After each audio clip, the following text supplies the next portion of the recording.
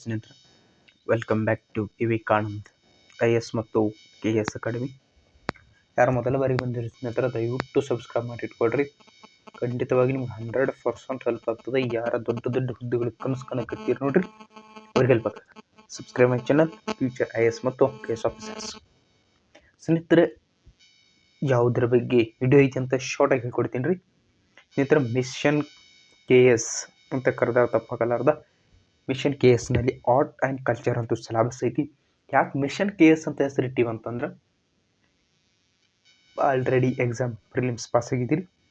Mains exam 3 ತಿಂಗಳ time ಐತಿ. 3 ತಿಂಗಳದಾಗ ಸಿಲೆಬಸ್ ಭಾಳ ಐತಿ, ಕವರ್ ಮಾಡೋದು ಭಾಳ ಇಂಪಾರ್ಟೆಂಟ್ ಐತಿ. ಆದ್ದರಿಂದ ಆರ್ಟ್ ಆ್ಯಂಡ್ ಕಲ್ಚರ್ ಸಿಲೆಬಸ್ಗೆ ಕನ್ನಡ ಮಾಧ್ಯಮದಲ್ಲಿ ಯಾವುದೇ ಬುಕ್ ಇರಲಿ ಏನೂ ಇಲ್ಲರಿ. ಆದ್ದರಿಂದ ಸಾಧ್ಯವಾದಷ್ಟು ನಾವು ಮಟೀರಿಯಲ್ ಕೊಡಾಕತ್ತೀವಿ. ಅದಕ್ಕೆ ಹೇಳಾಕತ್ತೀವಿ, ಯಾರು ಈಗ ಬಂದಿರಿ ಸಬ್ಸ್ಕ್ರೈಬ್ ಮಾಡಿ ಇಟ್ಕೊಡ್ರಿ, ಹೆಲ್ಪ್ ಆಗ್ತದ ಅಂತ. ಬಡ್ರಿ ಸ್ನೇಹಿತರೆ, ಮತ್ತು ನಿಮ್ಮ ಸ್ನೇಹಿತರು ಯಾರಿದ್ರು ಅವ್ರಿಗೆ ಶೇರ್ ಮಾಡಿರಿ. ನೀವೊಂದು ಒಳ್ಳೆ ವಿಡಿಯೋ ಶೇರ್ ಮಾಡಿರಿ, ಅವ್ರು ಸಹ ನಿಮ್ಗೊಂದು ಒಳ್ಳೆ ವಿಡಿಯೋ ಶೇರ್ ಮಾಡ್ತಾರೆ ಸ್ನೇಹಿತರೆ. ಮೊದಲನೇದಾಗಿ ನೀವು ಆರ್ಟ್ ಆ್ಯಂಡ್ ಕಲ್ಚರ್ ಶುರು ಮಾಡಾಕತ್ತಿದ್ರಿ ಅಂದ್ರೆ ಆರ್ಟ್ ಆ್ಯಂಡ್ ಕಲ್ಚರ್ ಶುರು ಮಾಡಾಕತ್ತೀರಂತಂದ್ರೆ ಸಿಂಧೂ ನಾಗರಿಕತೆ ಹಿಡ್ಕೊಂಡು ಸ್ಟಾರ್ಟ್ ಮಾಡ್ಕೊಡ್ರಿ. ಸಿಂಧೂ ನಾಗರಿಕತೆ ಹಿಡ್ಕೊಂಡು ಸ್ಟಾರ್ಟ್ ಮಾಡಿ ಆ ಕಡೆ ಗುಪ್ತರಾಗಿರ್ಬೋದು, ಹೊಯ್ಸಳರಾಗಿರ್ಬೋದು, ಬಾದಾಮಿ ಚಾಲುಕ್ಯರಾಗಿರ್ಬೋದು, ಕನಿಷ್ಕ ಆಗಿರ್ಬೋದು, ಕುಶಾಣರು, ಇವರೆಲ್ಲ ಚಂದಂಗೆ ನೀಟಾಗಿ ಓದ್ಕೊಳ್ರಿ. ಕ್ವಶನ್ 100% ಆಗಿ ಆಗ್ತಾವೆ.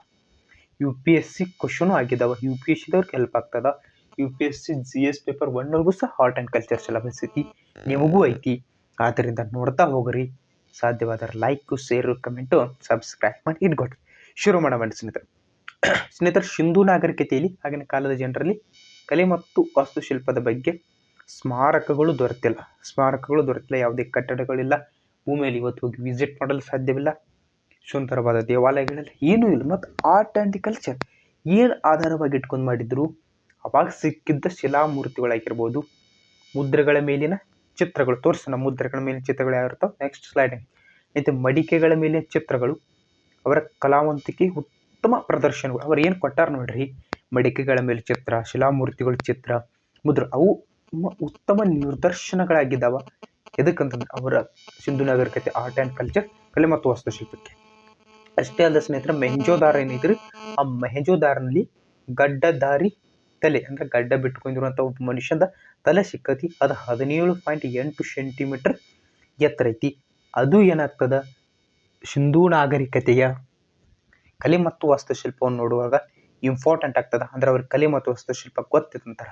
ಆ ಮನುಷ್ಯನ ಆಕೃತಿ ಯಾವ ರೀತಿಯಾಗಿ ಐತಿ ನೋಡ್ಕೊಡ್ರಿ. ಎತ್ತರ ಐತಿ, ಎಟ್ಟಂದ್ರೆ 17.8 ಸೆಂಟಿಮೀಟರ್. ತುಟಿಗಳು ಏನದಾವ, ದಪ್ಪ ತುಟಿಗಳದಾವ. ಎಕ್ಸಾಂಪಲ್ ಫಾರ್ ಮಂಗೋಲಿಯರ್ ಇದ್ರು ನೋಡಿ, ಗ್ರಿಬ್ಬರ್ಸ್ ಹಂಗೆ ತುಟಿಗಳು ದಪ್ಪವಾಗದಾವ. ಹಣೆ ಸ್ವಲ್ಪ ಕಿರಿದಾಗಿದ್ದು ಮೇಲಿನ ತುಟಿಯನ್ನು ಬೋಳಿಸಲಾಗಿದ್ದು, ಈ ಮೂರ್ತಿಯು ಅರ್ಧ ಮುಚ್ಚಿರುವ ಕಣ್ಣುಗಳು, ಅಂದ್ರೆ ಸ್ವಲ್ಪ ಕಣ್ಣು ಮುಚ್ಚಿದೈತಿ.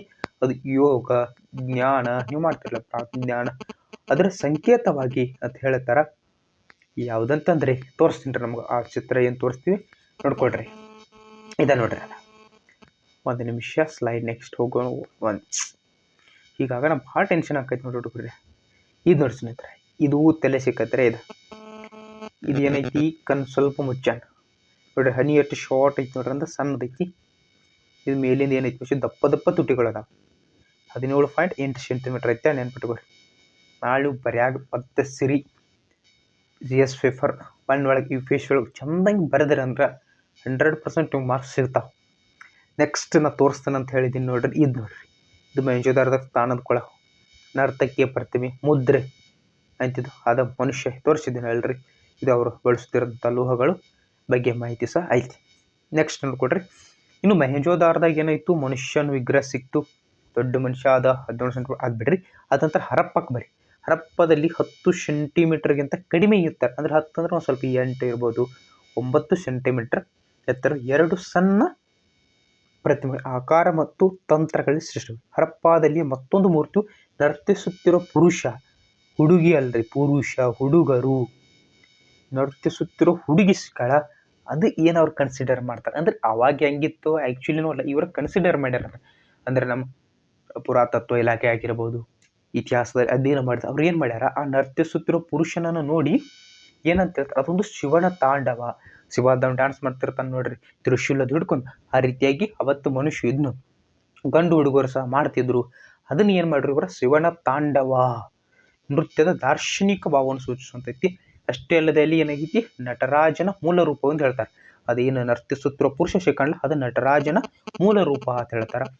ಇಷ್ಟು ಅಲ್ಲದೆ ಇವರು ಏನು ಪುರುಷ ಅಷ್ಟೇ ತಾಂಡವ ನೃತ್ಯವನ್ನು ಮಾಡದೆ ಒಂದು ಸಾಬೂನಿನ ಕಲ್ಲಿನಲ್ಲಿ ಕೆತ್ತಿರೋ ಮೂರ್ತಿ ಶಿಲ್ಪಗಳು ಸಹ ಯಾರಲ್ಲಿ ಕಂಡು ಬಂದವ ಅಂತಂದ್ರೆ ಸಿಂಧೂ ನಾಗರಿಕತೆಯಲ್ಲಿ ಕಂಡು. ಏನ್ರಿ, ಸಾಬೂನಿನಲ್ಲಿ ಕೆತ್ತಿರುವ ಮೂರ್ತಿ ಶಿಲ್ಪದಲ್ಲಿ ಕಲಾತ್ಮಕವಾಗಿ ಉತ್ತರೀಯ ಎಡಭುಜದಿಂದ ಕೆಳಗೆ ಬಿಟ್ಟ ಬಲಗೈನಲ್ಲಿ ಇನ್ನೊಂದು ಅಂಚನ್ನು ಹಿಡಿದಿರುವಂತ ಚಿತ್ರಿಸಲಾಗಿದೆ. ಸಾಬೂನು ಕಲ್ಲಿನಾಗ ಸಹ ಏನ್ ಮಾಡ್ಯಾರ, ಅವ್ರದ್ದು ಮೂರ್ತಿ ಶಿಲ್ಪವನ್ನ ತೋರ್ಸ್ಯಾರ ಸಿಂಧೂ ನಾಗರಿಕತೆಯವರು. ಅದರಿಂದ ಇದು ಪ್ರಮುಖ ಆಗ್ತದ. ನೋಡ್ಕೊಡ್ರಿ, ಕಂಚನ್ನು ಎರಕ ಹೊಯ್ದು ಮನುಷ್ಯರು ಹಾಗೂ ಪ್ರಾಣಿಗಳ ಮೂರ್ತಿಗಳನ್ನು ಮಾಡುವುದರಲ್ಲಿ ಪ್ರಾವೀಣ್ಯತೆ ಹೊಂದಿದರು. ಕಂಚು, ಇದು ಭಾಳ ವರ್ಡ್ ಇಂಪಾರ್ಟೆಂಟ್. ಕಂಚನ್ನು ಎರಕ ಹೊಯ್ದು ಮನುಷ್ಯರು ಹಾಗೂ ಪ್ರಾಣಿಗಳ ಮೂರ್ತಿಗಳನ್ನು ಮಾಡುತ್ತಿದ್ದರು.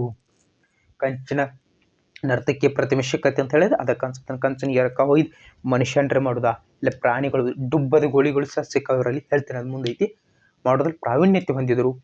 ಮಾನವನ ಪ್ರತಿಮೆಗಳು ಮೆಹೆಂಜೋದಾರಲ್ಲಿ ಸಿಕ್ಕಿರುವ ನೃತ್ಯದ ಭಂಗಿಯ ಸ್ತ್ರೀ ಪ್ರತಿಮೆ ಸಿಗ್ತದೆ. ಈ ಪ್ರತಿಮೆ ಭಾವಪೂರ್ಣವಾಗಿದ್ದು ಚೈತನ್ಯದಿಂದ ತುಂಬಿದೆ. ಅಗಲವಾದ ಕಣ್ಣುಗಳದಾವ ಆ ಮೂರ್ತಿಗೆ. ಚಪ್ಪಟೆ ಮೂಗೈತಿ. ಗೊಂಚಲವಾಗಿ ದಟ್ಟವಾಗಿರುವ ಕೂದಲುಗಳಿಂದ ಕೂಡಿರುವ ಹುಡುಗಿಯ ರೂಪ ದಕ್ಷಿಣ ಭಾರತದ ಅಥವಾ ಬಲೂಚಿಸ್ತಾನದ ಮೂಲ ನಿವಾಸಿಯಾಗಿ ಸೂಚಿಸ್ತದ. ಓರೆಯಾಗಿರುವ ತಲೆ, ಕಾಲು, ಬಲಗೈಗಳು ಸ್ಥಿತಿಯು ನರ್ತನದ ಭಂಗಿಯನ್ನು ಸೂಚಿಸುತ್ತದೆ. ಅಂದ್ರೆ ಒಬ್ಬ ನರ್ತಕ ಮಾಡೋ ಹುಡುಗಿ ಬಳೆ ಹಾಕೊಂಡಿರ್ಬೇಕಾಗ್ತದ, ಹೇರ್ ಸ್ಟೈಲ್ ಮಾಡಿರ್ಬೇಕಾಗ್ತದ, ಮೇಕಪ್ ಮಾಡ್ಕೊಂಡಿರ್ಬೇಕು. ಅದೆಲ್ಲ ನೋಡಿದಾಗ ಏನ್ ಮಾಡ್ತದೆ, ಆ ಬಗ್ಗೆ ನರ್ತಕಿ ಅದಾಳ ಅಂತ ಸೂಚಿಸ್ತದೆ. ಅದೇನು ತೋರ್ತದ ನೋಡಿ, ಬಲೂಚಿಸ್ತಾನದ ಮೂಲ ನಿವಾಸಿಗಳ ರೀತಿ ಏನಿಲ್ಲ ಅದು ತೋರಿಸಿಕೊಡ್ತದ. ಅವಳ ಎಡತೋಳು ಬಳೆಗಳಿಂದ ಮುಚ್ಚಿದ್ದು, ಬಳೆ ಹಾಕೊಳ್ಬೇಕಲ್ಲ, ಬಳೆಗಳಿಂದ ಮುಚ್ಚಿದ್ದು. ಮುಖ ಬಹಳ ಭಾವಪೂರ್ಣವಾಗಿದೆ. ಸಿಂಧೂ ಜನರು ಮಾನವ ಪ್ರತಿಮೆಗಳಿಗಿಂತ ಇದು ನೋಡ್ರಿ, ಇವರು ಮಾನವ ಪ್ರತಿಮೆಗಳು ಪ್ರಾಣಿಗಳ ಪ್ರತಿಮೆಯನ್ನು ಹೆಚ್ಚು ಮಾಡುತ್ತಿದ್ದರು. ಇವರು ಮನುಷ್ಯರ ಪ್ರತಿಮೆಯನ್ನು ಒಂದು 2 ಮಾಡಿರಿ ಅಂದ್ರೆ ಪ್ರಾಣಿಗಳದ್ದು ಒಂದು ಏನು ಮಾಡ್ತಿದ್ರು, ಒಂದು 10 ಮಾಡ್ತಿದ್ರು. ಫಾರ್ ಎಕ್ಸಾಂಪಲ್ ಹೇಳಕತ್ತೀನ್ರಿ, ಇಷ್ಟು ಮಾಡ್ತಾರೆ ನಮಗೂ ಗೊತ್ತಿಲ್ಲ, ನಿಮ್ಗೆ ಗೊತ್ತಿಲ್ಲ. ಅಂದ್ರೆ ಅವರು ಮನುಷ್ಯರ ಪ್ರತಿಮೆ ಮಾಡ್ಕೊಂಡು ಪ್ರಾಣಿಗಳಿಗೆ ಹೆಚ್ಚು ಒಲವನ್ನು ತೋರಿದ್ರು. ಇಂತಹ ಕಂಚಿನ ಪ್ರತಿಮೆಗಳಲ್ಲಿ ಅಂದ್ರೆ ಕಂಚಿನ ಅವ್ರು ಹೆಚ್ಚಾಗಿ ಯೂಸ್ ಮಾಡ್ತಾರೆ. ಇಲ್ಲಿ ಫಸ್ಟು ಹೇಳಿನ ಕಂಚು ಯೂಸ್ ಮಾಡಿದ್ದಾರೆ. ಈ ಕಂಚಿನ ಪ್ರತಿಮೆಗಳಲ್ಲಿ ಪ್ರಮುಖವಾದ ತಲೆಯನ್ನು ಮೇಲಕ್ಕೆ ಎತ್ತಿರುವ ಕೊಂಬು, ಹಿಂದಕ್ಕೆ ಚಾಚಿರುವ ತಲೆಯನ್ನು ಮೇಲಕ್ಕೆ ಎತ್ತಿರುವ ಕೊಂಬು, ಹಿಂದಕ್ಕೆ ಎಮ್ಮೆ ಮತ್ತು ಆಡಿನ ಪ್ರತಿಮೆಗಳು. ಲೋಥಾಲ್ನಲ್ಲಿ ಕಂಚಿನ ಎರಕ ಹೊಯ್ದು ಪ್ರಾಣಿಗಳ ಮೂರ್ತಿಯನ್ನು, ಎಲ್ಲಿ ಲೋಥಾಲ್ನಲ್ಲಿ ಕಂಚಿನ ಎರಕ ಹೊಯ್ದು ಪ್ರಾಣಿಗಳ ಮೂರ್ತಿಗಳು ಎಚ್ಚೆತ್ತವಾಗಿ ದೊರೆತಿವೆ. ಕಲೆಯ ದೃಷ್ಟಿಯಿಂದ ನಾಯಿಯ 2 ಮೂರ್ತಿಗಳು ಸಿಕ್ಕವ. ಮುದುರಿ ಕುಳಿತಿರುವ ಗೂಳಿಯ ಪ್ರತಿಮೆಗಳು. ತಲೆಗೂದಲು ಪಿನ್ನಿನ ಮೇಲಿನ ಪಕ್ಷಿಯ ತಲೆ, ಅಂದ್ರೆ ಪಿನ್ ಇವತ್ತು ಡಿಸೈನ್ ಮಾಡತ್ನಿ ಒಂದು ಏನು ಹುಡುಗಿಯರ್ ಕ್ಲಿಪ್ ಹಾಕ್ತಿರ್ಲಿ, ಹಿಂಗೆ ಇರ್ತದೆ. ಆ ರೀತಿಯಾಗಿ ಏನೈತಿ ಅವಾಗ ಮಾಡಿದಾರೆ ಅವ್ರು. ಹೆಂಗೆ ನೋಡ್ರಿ, ತಲೆಗೂದಲು ಪಿನ್ನಿನ ಮೇಲಿನ ಪಕ್ಷಿಯ ತಲೆ ಮೊದಲಾದ ಪ್ರತಿಮೆಗಳು ಸಿಂಧೂ ನಾಗರಿಕತೆಯಲ್ಲಿ ಕಂಡು ಬರ್ತಾವ. ಬರೆಯಾಗ ಸ್ವಲ್ಪ ಚಂದಂಗೆ ಬರೀರಿ, ಒಂದು 2-3 ಪಾಯಿಂಟ್ ಇದ್ರೆ ಚಂದಂಗೆ ಅದ ವಿವರಣೆ ಕೊಟ್ಟು ಓದ್ ಹೋಗ್ರಿ. ಆರ್ಟ್ ಆ್ಯಂಡ್ ಕಲ್ಚರ್ ಒಳಗೆ ಮಾರ್ಕ್ಸ್ 100% ಸಿಗ್ತಾವೆ ಸ್ನೇಹಿತರೆ. ನೆಕ್ಸ್ಟ್ ನೋಡೋಣ ಏನೇನೈತಿ. ಸಿಂಧೂ ಕಣಿವೆಯ ಕಲ್ಲಿನ ಹಾಗೂ ಕಂಚಿನ ಶಿಲ್ಪಗಳಿಗೆ ಹೋಲಿಸಿದರೆ ಸುಟ್ಟ ಮಣ್ಣಿನ ಮಾನವ ಪ್ರತಿಮೆಗಳು ಒರಟಾಗಿ ಮಾತೃದೇವತೆಯನ್ನು ಪ್ರತಿನಿಧಿಸುವಂತ ಭಂಗಿಯ ಸ್ತ್ರೀ ವಿಗ್ರಹವು ಸಾಮಾನ್ಯ ತುಂಡು ಬಟ್ಟೆಯನ್ನು ಹಾಗೂ ಡಾಬನ್ನು ಧರಿಸುತ್ತಿವೆ ಹಾಗೂ ಎದೆಯ ಮೇಲೆ ನೇತು ಬಿದ್ದಿರುವ ಸರಗಳಿಂದ ಅಲಂಕೃತವಾಗಿವೆ. ಎದೆಯ ಮೇಲೆ ಸ್ನೇಹಿತರೆ, ನೀವು ಇವತ್ತಿನ ನಡಪಟ್ಟೆ ಅಂತ ಹಾಕೋತೀರಿ, ಅದು ಅವತ್ತು ಸಿಂಧೂ ನಾಗರಿಕತೆಯಲ್ಲಿ ಕಂಡು ಬಂದದ. ನೋಡ್ಕೊಳ್ರಿ, ಇವತ್ತು ಹುಡುಗಿಯರೆಲ್ಲ ನಡುಪಟ್ಟೆ ಹಾಕೋದೇನೋ, ತೋಳು ಬಳಿ ಹಾಕೊಳ್ಳೋದೇನೋ ಇವೆಲ್ಲ ಫಾಲೋ ಮಾಡತ್ತೀರಿ ನೀವು. ಸಿಂಧೂ ನಾಗರಿಕತೆಯಿಂದ ನೀವು ಮಾಡರ್ನ್ ಆಗತ್ತಂತ ನೀವು ತಿಳಿದಿರಿ, ಬಟ್ ಮಾಡರ್ನ್ ಇಲ್ಲ. ನೀವು ಹಳೆಯ ಕಲೆಯನ್ನು ಏನು ಮಾಡಾಕತ್ತೀರಿ, ಮತ್ತೆ ಬೆಳೆಸತ್ತೀರಿ. ಹಳೆಯ ಕಲೆ ಎಲ್ಲಿದ್ದ? ಸಿಂಧೂ ನಾಗರಿಕತೆಯಿಂದ. ಸಿಂಧೂ ನಾಗರಿಕತೆಯಲ್ಲಿ ಏನು ನೀವು ನಡುಪಟ್ಟೆ ಅಂದ್ರೆ ಡಾಬ್ ಹಾಕೋದಾಗಿರ್ಬೋದು, ಎದೆಯ ಮೇಲೆ ಜೋತು ಬಿದ್ದ ಸರಗಳಿರ್ಬೋದು, ಮಣ್ಣಿನ ಮೂರ್ತಿಯಲ್ಲಿ ಏನೇನ್ ಮಾಡ್ಯಾರ, ಗುಳಿ ಮಾಡಿದಾರ, ಖಡ್ಗ ಮೃಗ ಮಾಡಿದಾರ, ಟಗರು, ದನಕರಗಳು ಅತಿ ಹೆಚ್ಚಿನ ಸಂಖ್ಯೆಯಲ್ಲಿ ದೊರೆತಿವೆ. ಈ ರೀತಿಯಾಗಿ ನೀವು ನೋಡ್ರೆ ಭಾಳ ಇಂಪಾರ್ಟೆಂಟ್ ಇತ್ತು ಸಿಂಧು ನಾಗರಿಕತೆ. ಆದ್ದರಿಂದ ಸರಿಯಾಗಿ ನೋಡ್ಕೊಳ್ರಿ. ಹೌದಲ್ರಿ, ಖಡ್ಗ ಮೃಗ ಸಿಕ್ಕದ, ಟಗರು ಸಿಕ್ಕದ, ದನಕರುಗಳು ಅತಿ ಹೆಚ್ಚಿನ ಸಂಖ್ಯೆಯಲ್ಲಿ ದೊರೆತಾವ. ಇವೆಲ್ಲ ಮಣ್ಣಿನ ಮೂರ್ತಿಗಳು. ಮಡಕೆಗಳ ಮೇಲೆ ಕಲಾತ್ಮಕವಾಗಿ ರೇಖೆಯುಳ್ಳ ಚಿತ್ರಗಳನ್ನು ರಚಿಸ್ಯಾರ. ಎಲ್ಲಿ? ಮಡಕೆಗಳ ಮೇಲೆ. ಕೆಲವು ಮಡಕೆಗಳ ಮನುಷ್ಯನ ಆಕೃತಿ ಆಗಿರ್ಬೋದು, ಪ್ರಾಣಿ ಆಗಿರ್ಬೋದು, ಗಿಡ ಮರಗಳ ಚಿತ್ರಗಳು ಸಾಕೊಂಡು ಬಂದವ. ಅಂದ್ರೆ ಒಂದು ಮಡಿಕೆ ಐತಿ ನೋಡ್ರಿ, ಇದು ಮಡಿಕೆ, ತಪ್ಪು ತಿಳ್ಬೇಡ್ರ. ಮತ್ತು ಇದು ಮಡಿಕೆ, ಇದ್ರ ಮೇಲೆ ಹಿಂಗೆ ಡಿಸೈನ್ ಕಂಡು ಮರ ಆಗಿರ್ಬೋದು, ಮನುಷ್ಯನಾಗಿರ್ಬೋದು, ಮಡಿಕೆಗಳ ಮೇಲೆ ಸಹ ಏನು ಮಾಡ್ಯಾರ ಅವ್ರ ಚಿತ್ರಗಳು, ಮರಗಳ ಚಿತ್ರಗಳನ್ನು ಬಿಡಿಸಿದಾರ. ಕೆಲವು ಚಿತ್ರಗಳು ಬಣ್ಣದಿಂದ ಸಹ ಕೂಡ, ಅಂದ್ರೆ ಅವತ್ತವರಿಗೆ ಏನಿತ್ತು ಕಲರ್ ಬಗ್ಗೆ ನಾಲೆಜ್ ಇತ್ತು ಅನ್ನೋದು ನಿಮ್ಗೆ ತಿಳಿತದ. ಹರಪ್ಪದ ಒಂದು ಮಡಿಕೆ ಮೇಲೆ ತನ್ನ ಮರಿಗೆ ಹಾಲು ಉಣಿಸುತ್ತಿರುವ ಜಿಂಕೆಯ ಬೆನ್ನಿನ ಮೇಲೆ ಕುಳಿತಿರೋ ಒಂದು ಹಕ್ಕಿ ಇದೆ ನೋಡ್ರಿ. ಅಷ್ಟು ಚಂದ ತೆಗೆದಿರ್ಬೇಕು ನೋಡ್ರಿ. ಒಂದು ಹರಪ್ಪ ಐತಿ, ಆ ಹರಪ್ಪದ ಒಂದು ಮಡಿಕೆ ಐತಿ, ತನ್ನ ಮರಿಗೆ ಹಾಲು ಉಣಿಸುತ್ತಿರುವ ಜಿಂಕೆಯ ಬೆನ್ನಿನ ಮೇಲೆ ಒಂದು ಹಕ್ಕಿ, ಅದೇ ಪಾತ್ರೆಯ ಮೇಲೆ ಮೀನು, ಜೋಡು ಹುಲ್ಲು ಮುಂತಾದ ಆಕೃತಿಗಳು ನಮಗೆ ದೊರೆತಾವ. ಸ್ನೇಹಿತರೆ ನೋಡ್ಕೊಡ್ರಿ, ಅವ್ರ ಮೂರ್ತಿಯ ಮೇಲೆ ಅಂದ್ರೆ ಮಡಿಕೆಯ ಮೇಲೆ ಏನು ಮಾಡ್ಯಾರ, ವಿವಿಧ ರೀತಿಯ ಚಿತ್ರಗಳನ್ನು ಬಿಡಿಸುವುದರ ಮುಖಾಲ ಅವರ ಕಲೆ ಮತ್ತು ಮೂರ್ತಿ ಶಿಲ್ಪಕ್ಕೆ ವಿಶಿಷ್ಟವಾದ ಕೊಡುಗೆಗಳನ್ನು ನೀಡಿ ಬೆಳೆದು ಬಂದಾರ ಸ್ನೇಹಿತರ. ಆದ್ದರಿಂದ ನೀವು ಯಾವುದೇ ಒಂದು ಕಲೆ ಮತ್ತು ವಾಸ್ತುಶಿಲ್ಪವನ್ನು ನೋಡಾಗ ಗಮನಾರ್ಹವಾದ ಲಕ್ಷ ಕೊಟ್ಟು ಓದ್ಕೊಡ್ರಿ. ಮತ್ತು ಒಂದಕ್ಕೊಂದು ಏನು ಮಾಡ್ರಿ, ಕಂಪೇರ್ ಮಾಡ್ಕೊಂಡು ಓದಿರಿ. ಕಂಪೇರ್ ಮಾಡ್ಕೊಂಡು ಓದಿದ್ದೆ ಅದ್ರಲ್ಲಿ ಬೇಗ ಅಂಡರ್ಸ್ಟ್ಯಾಂಡ್ ಆಗ್ತದೆ. ಮತ್ತು ಯಾವ್ಯಾವ ಕಲೆಯಲ್ಲಿ ಏನೇನು ಒಂದು ಎಕ್ಸಾಂಪಲ್ ನೋಡ್ಕೊಳ್ರಿ. ಈಗ ಚಾಲುಕ್ಯರು ತಗೊಳ್ರಿ ಮತ್ತು ಹೊಯ್ಸಳರು ತಗೊಳ್ರಿ. ಒಂದರಿಂದ 2 ಪಾಯಿಂಟ್ ಸೇಮ್ ಇರ್ತಾವೆ. 2 ಪಾಯಿಂಟ್ ಕಾಮನ್ ಮಾಡ್ಕೊಂಡು ಬಿಡು. ಯಾವುದೇ ಬಂದರೂ ನೀವು ಕಾಮನಾಗಿ ಬರ್ಕೊಂಡ್ಬಿಡಿ. ಈ ರೀತಿ ಕಾಮನ್ ಪಾಯಿಂಟ್ಗಳು ಇರ್ತಾವೆ. ಟೈಮ್ ಕಡಿಮೆ ಐತಿ, ಬಟ್ ಓದು ಸಿಲೆಬಸ್ ಭಾಳ ಐತಿ. ಸ್ವಲ್ಪ ಕಂಪೇರ್ ಅದು ಮಾಡ್ಕೊಂಡು ಓದ್ಕೊಡ್ರಿ. ನೋಡ್ಕೊಡ್ರಿ, ಮುದುರಿದ ಗೋಳಿ ಚಿತ್ರಗಳು ಕಂಡು ಬಂದವ, ತಲೆಗೂದಲು ಇವು ಕಂಡು ಬಂದವ, ಮೊದಲಾದ ಪ್ರತಿಮೆಗಳು ಏನದವ ಗಮನಾರ್ಹವಾಗಿ ಬೆಳೆದು ಬಂದವ. ನೆಕ್ಸ್ಟ್ ಸ್ಲೈಡ್ ನೋಡೋಣ್ರಿ. ಅದೇ ಹೇಳಿದ್ದೇನಲ್ರಿ, ಇದೇನೋ ಸಿಂಧು ಮತ್ತು ಕಲ್ಲಿನ ಮತ್ತು ಕಂಚಿನ ಪ್ರತಿಮೆಗಳು ನೋಡ್ಕೊಂಡ್ರಿ. ಹರಪ್ಪದ ಒಂದು ಮಡಿಕೆ ಮೇಲೆ ತನ್ನ ಮರಿಗೆ ಹಾಲು ಉಣಿಸುತ್ತಿರೋ ಜಿಂಕೆಯ ಬೆನ್ನಿನ ಮೇಲೆ ಏನೋ ಕುಳಿತಿರೋ ಹಕ್ಕಿ ಇರೋದಕ್ಕೆ ಹತ್ತಿರ ಚಿತ್ರ ಸಾಕೊಂಡು ಬಂದವ.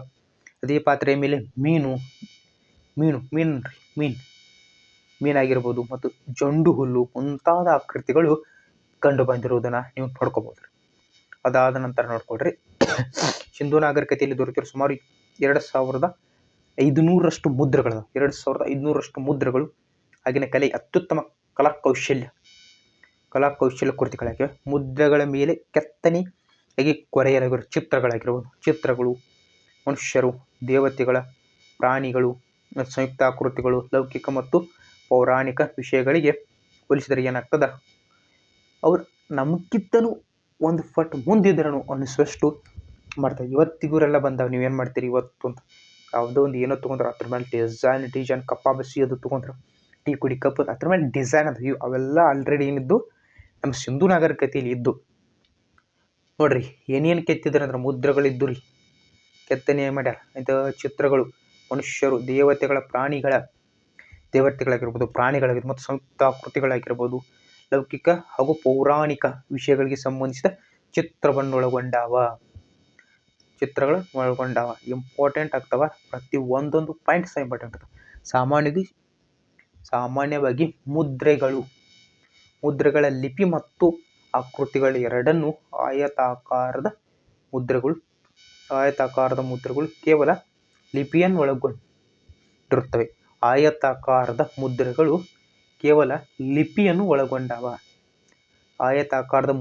ಕೇವಲ ಲಿಪಿಯನ್ನು ಒಳಗೊಂಡವ.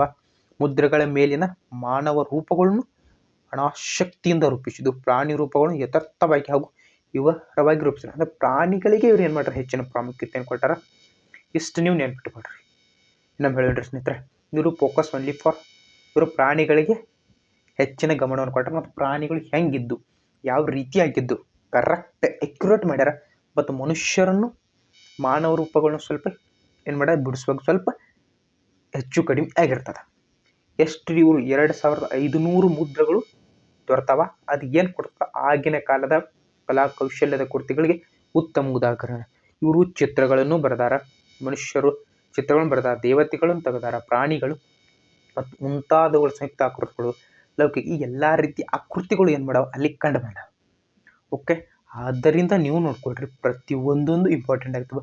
ಇವರ ಲಿಪಿ ಆಗಿರ್ಬೋದು ಮತ್ತು ಇವರ ಲಿಪಿ ಇದು ಬಹುಶಃ ಚೌಕಾಕಾರ ಇರ್ಬೇಕು ಅನಿಸ್ತದೆ. ಏನೈತಿ ನಂಗೆ ಅಷ್ಟು ಪಕ್ಕ ಗೊತ್ತಿಲ್ಲ ರೀ. ಚೌಕಾಕಾರದ ಎಸ್ ಸರ್ ಚೌಕಾಕಾರದ ಮುದ್ರೆಗಳು ಲಿಪಿ ಮತ್ತು ಆಕೃತಿಗಳು ಎರಡನ್ನೂ ಒಳಗೊಂಡಾಗ. ಚೌಕಾಕಾರ ಇತ್ತಂದ್ರೆ ನೋಡ್ರಿ ಸ್ನೇಹಿತರೆ, ಚೌಕ್ ಆಕಾರದಲ್ಲಿ ಇತ್ತಂದ್ರೆ ಸ್ವಲ್ಪ ಹೆಚ್ಚ ಕಡಿಮೆ ಆಗ್ಬೋದ. ಇದು ಚೌಕಾಕಾರದಾಗ ಐತಿ ಅಂದ್ರೆ ಇಲ್ಲಿ ಲಿಪಿನೂ ಇರ್ತದ.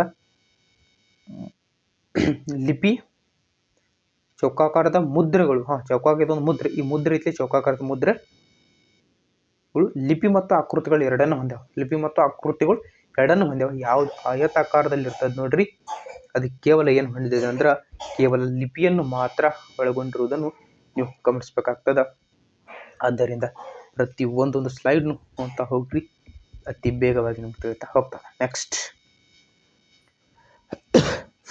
ನೋಡ್ರಿ, ಇನ್ನೊಂದು ಸ್ಲೈಡ್ ಐತೆ, ಮುಗಿಸ್ಬಿಡೋಣ. ಇಷ್ಟು ನೋಡಿ ಸ್ನೇಹಿತರೆ, ಇದು ಭಾಳ ಇಂಪಾರ್ಟೆಂಟ್. ಒಂದು ತಾಮ್ರದ ಮುದ್ರೆಯಲ್ಲಿ ಒಂದು ತಾಮ್ರದ ಮುದ್ರೆ ಇರ್ತದೆ. ತಾಮ್ರದ ಮುದ್ರೆಯಲ್ಲಿ ಎಮ್ಮೆಯ ಮೇಲೆ ಈಟಿಯಿಂದ ಆಕ್ರಮಣ ಮಾಡುತ್ತಿರುವ ಮನುಷ್ಯನ ಚಿತ್ರವಿದೆ. ಇಲ್ಲಿ ಮನುಷ್ಯನಿಗೆ ಸ್ವಲ್ಪ ಏನು ಮಾಡ್ರಿ ಪ್ರಾಮುಖ್ಯತೆ ಕೊಟ್ರ. ಅದೇ ತಾಮ್ರದ ಮುದ್ರೆ ಐತಿ.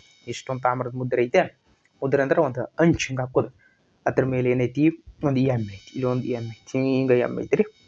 ಆ ಎಮ್ಮೆ ತೊಗೊಂಡು ಒಬ್ಬ ಮನುಷ್ಯ ಅದನ್ನು ನಾವು ಹಿಂಗೆ ಚಾಟಿಯಿಂದ ಹೋಗಿ ಬಡಿಯಾಕತ್ತಾನ ಅನ್ನೋದು ತೋರಿಸ್ತಾರೆ. ಅದು ಮತ್ತೊಂದು ಮುದ್ರೆ ಮೇಲೆ ಗೂಳಿಯ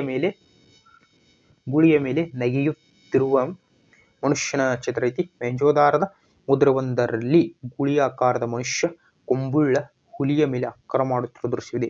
ಈ ಮೇಲ್ಕಂಡ ಅಂಶಗಳು ಹಿಂದೂ ಜನರ ಕಲೆ ಮತ್ತು ವಾಸ್ತುಶಿಲ್ಪಕ್ಕೆ ಅಗಣಿತವಾದ ಪರಿಣಿತ ಹಾಗೂ ಮೇಲೆಯನ್ನು ವಿವರಿಸ್ತದೆ.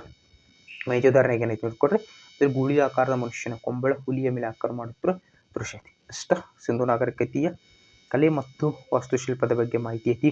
ಯಾರು ಮೊದಲ ಬಾರಿಗೆ ಬಂದರೆ ನೋಡ್ರಪ್ಪಿ, ದಯವಿಟ್ಟು ಸಬ್ಸ್ಕ್ರೈಬ್ ಮಾಡಿಟ್ಕೊಡ್ರಿ. ಹೆಲ್ಪ್ ಮಾತ್ರ 100% ಆಗ್ತದೆ. ಮತ್ತು ನೆಕ್ಸ್ಟ್ ಡೈಲಿ ಪ್ರತಿಯೊಂದೊಂದು ಮುಗಿಸ್ಕೊಡೋ ಪ್ರಾಮಾಣಿಕ ಪ್ರಯತ್ನ ಮಾಡ್ತೀವಿ. ಅದೇ ರೀತಿ ನೆಕ್ಸ್ಟ್ ಡೈಲಿ ಬಡಗನ ಸ್ನೇಹಿತರೆ, ಅಲ್ಲಿವರೆಗೂ ಎಲ್ಲರಿಗೂ ಬಾಯ್.